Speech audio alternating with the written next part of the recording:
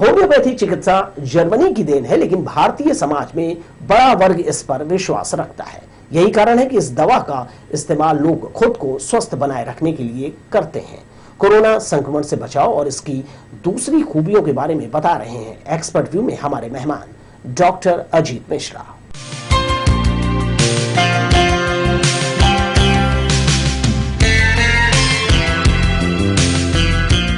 अभी जो समय चल रहा है उसमें दुआएं और दवा ये दोनों ही कारगर हैं। दुआएं साथ साथ चलती है, लेकिन दवाओं का डोज जो है वो डॉक्टर तय करते हैं।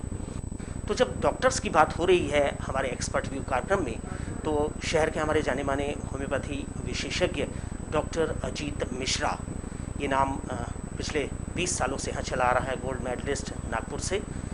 तो हम उनसे भी बात करते हैं और होम्योपैथी के बारे में स्पेशली उनसे चर्चा करते हैं। होम्योपैथी का जो मूल सिद्धांत है वो हम पेशेंट को उसके समग्र रूप में देखते हैं। किसी एक अंग को या किसी एक प्रणाली को सिर्फ देखकर बाकी चीज़ों को नज़रअंदाज ना करके पूरे व्यक्ति का जो पूरा समग्र रूप से है, मतलब उसका सर्कुलेटरी सिस्टम भी, नर्वस सिस्टम भी, इम्यून सिस्टम भी, सभी चीज़ों को एक साथ देख करके उसके भीतर कहाँ पर जीवनी शक्ति में कमी आ रही है उसको हम लोग सिर्फ एक स्टिमुलेशन देते हैं ताकि वो अपने नॉर्मल स्वाभाविक रूप में आ जाए। तो जब भीतर की जीवनी शक्ति अपने स्वाभाविक रूप से काम करती है तो वो सक्षम होती है शरीर की सभी गड़बड़ियों को दुरुस्त करने में और रोगाणुओं से लड़ने में भी वो सक्षम होती है। ये जो होम्योपैथी के बारे में या आयुर्वेद के बारे में जो अक्सर हमने लोगों के से सुना है, टाइम टेकिंग, ये थोड़ा समय लेती है दवाइयाँ।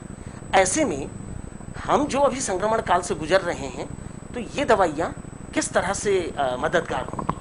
हाँ, ये एक बहुत अच्छा प्रश्न किया आपने और मैं इस प्रश्न का विशेष रूप से जवाब देना चाहूँगा।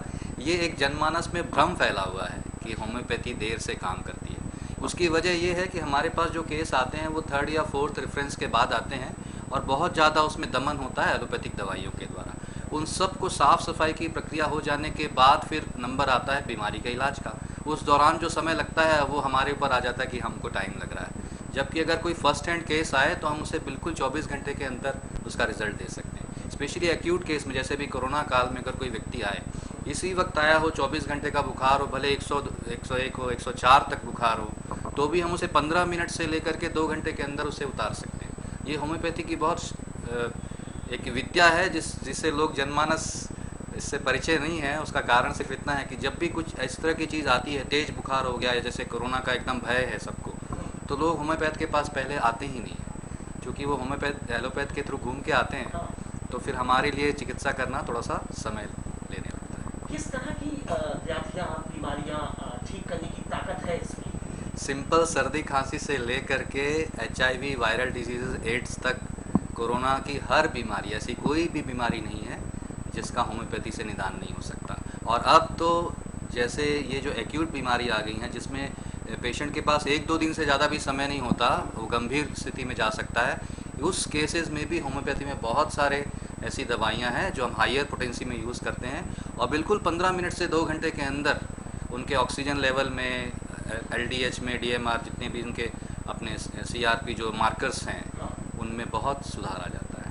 ये दवाई किस फॉर्मेट में दिखाई देती है होम्योपैथी? हाँ, होम्योपैथिक दवाई जो बनती है वो अधिकतम तो अल्कोहल, न्यूट्रल अल्कोहल में बनती है, और लेकिन चूँकि उसको डायरेक्ट नहीं दिया जा सकता तो हम उसे पानी में डाल कर देते हैं, या फिर मीठी मीठी गोली आती है जिसके लिए प्रसिद्ध है, उसमें हम डाल के देते हैं। तो ये भी एक भ्रम है कि होम्योपैथी मीठी गोली होती, नहीं, वो मीठी जो गोलियाँ हैं वो सिर्फ एक माध्यम है दवा को देने का।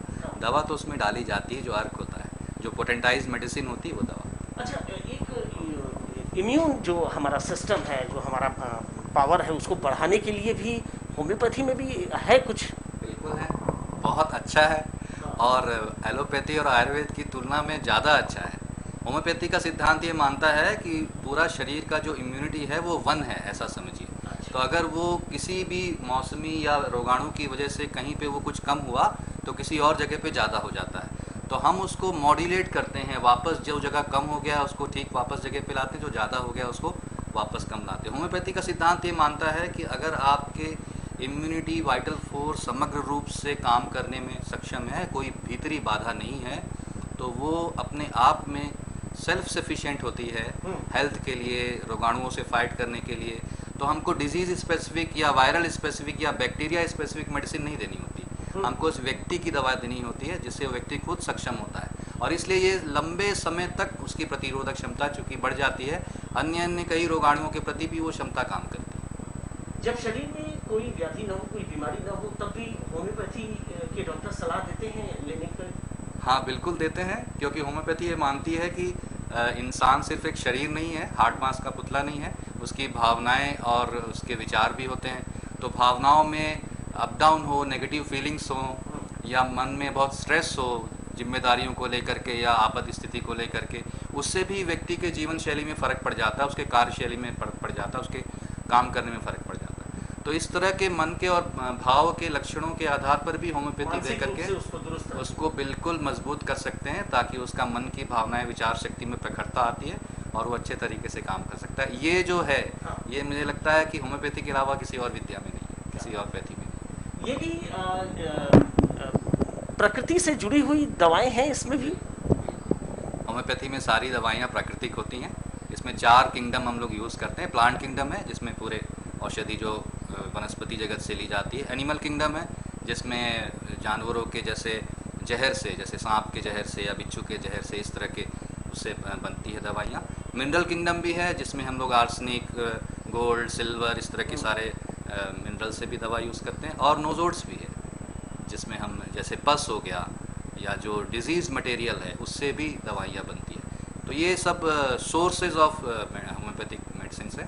इसको पोटेंटाइज करके उसका जो विषय तत्व है उसको ख़त्म कर दिया जाता है, औषधि तत्व को जगा दिया जाता है। ये भी काफ़ी अच्छी बात है कि होम्योपैथी को लोग अभी ठीक से परिचित नहीं है, लेकिन बड़ी ही कारगर है, क्योंकि ये प्रकृति से भी इसका जुड़ाव है और दवाइयाँ बड़ी ही सिंपल तरीके से इसमें लेने का प्रावधान है। तो कुछ नियम भी होंगे दवाइयों के लेने के बाद और उससे पहले के? बहुत सरल से नियम है जो हम लोग आम जन पालन करते ही हैं। और वो नियम नहीं, वो तो जीवन जीने की शैली ही है। नशा ना करें, कच्चा लहसुन प्याज ना खाएं, एडिक्शन वाली चीज़ें हैं जैसे कॉफ़ी वगैरह हो गया, ये वैसे भी नहीं खाना चाहिए, क्योंकि ये शरीर को ज़बरदस्ती उत्तेजित करके उसकी नॉर्मल डायनामिज्म को डिस्टर्ब करती हैं। यही होम्योपैथी का परहेज भी है। अच्छा, एक बात अभी देखी जा रही है कि मरीज ठीक होने के बाद, कोरोना से उसके बाद भी उसे कुछ प्रॉब्लम्स है, उसका प्रभाव उसके शरीर पर बरकरार है, अलग अलग चीज़ों में दिखाई दे रहा है। उससे बचाव के लिए कोई सुझाव देंगे? सुझाव तो है कि हम प्राणायाम करें, ध्यान करें, मन को, शरीर को मजबूत बनाएं। हमारे ऋषि मुनियों ने एक से एक प्राणायाम दिए हुए हैं। आर्ट ऑफ लिविंग एक बहुत अच्छा माध्यम है उसका, अब तो फ्री कोर्सेज ले रहे हैं। कोरोना से पहले भी जिनके घर में हुआ है उनको, जिनको कोरोना हो गया उनको भी, और पोस्ट कोरोना के जो कॉम्प्लिकेशंस हैं उनके लिए भी 3 अलग अलग free courses art of living के चल रहे हैं। ये एक सलाह दूंगा मैं लोगों को करने की। और दूसरा है, होम्योपैथिक और आयुर्वेद में ऐसी औषधियाँ हैं जो पोस्ट कोरोना कॉम्प्लिकेशंस, जैसे शरीर या थक गया है, बहुत ज़्यादा कमज़ोरी लग रही है, या फेफड़ों में वीकनेस बहुत ज़्यादा आ गई है, नुकसान हो चुका है, या मन के तल पर अब वो उससे रिकवर नहीं कर पा रहे, कॉन्फिडेंस नहीं आ रहा, अभी भी डरते हैं, भयभीत होते हैं, इन सब चीज़ों के लिए बहुत अच्छी दवाइयाँ हैं होम्योपैथी। तो घबराने की ज़रूरत नहीं है, मेडिसिन आपके आसपास है, आप चुनाव कर लीजिए। एलोपैथी, होम्योपैथी, आयुर्वेद, बहुत सारी चीज़ें हमारे पास है। हमारे शास्त्रों में इन सब चीज़ों का, इन दवाओं के बारे में उल्लेख है।